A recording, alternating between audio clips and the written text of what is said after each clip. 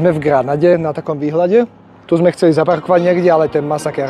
Do tej Granady, do centra nás to GPS kodávalo autom a tam sa vôbec nedá dostať, lebo všade je tam iba pre miestnych, tam sú také úzke uličky a keď sme tam zabočili, bolo tam aj upozornenie, tak nám dojde pokuta. Presne toto sa nám stalo inak na Malorke. Išli sme do takej úzkej uličky iba pre miestnych, nevšimli sme si tú cedulu, čo je úplne veľká oranžová, žltá cedula a došla na domov vyše 100 € pokuta. Takže tu sme to už nechceli riskovať a našli sme nakoniec také parkovisko, je také odľahlejšie, ale dá sa v pohode dostať do toho mesta.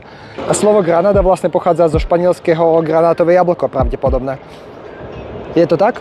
Ty by si to mala vedieť. Nevieš, ale malo by to tak byť. A vlastne Granada je také historické mesto, je dosť zachovalé. A je tu veľa katedrál, voľaký palác by tu mal byť. Granátové jablko. Áno, ozaj granátové jablko. Vidíš, si dobrá. Takže sa to vyskytuje, si sa už stihla čorknúť. No nič. Sice to nepobeháme všetko, lebo je to fakt, že obrovské mesto, ale ideme niečo pozrieť a uvidíte to s nami.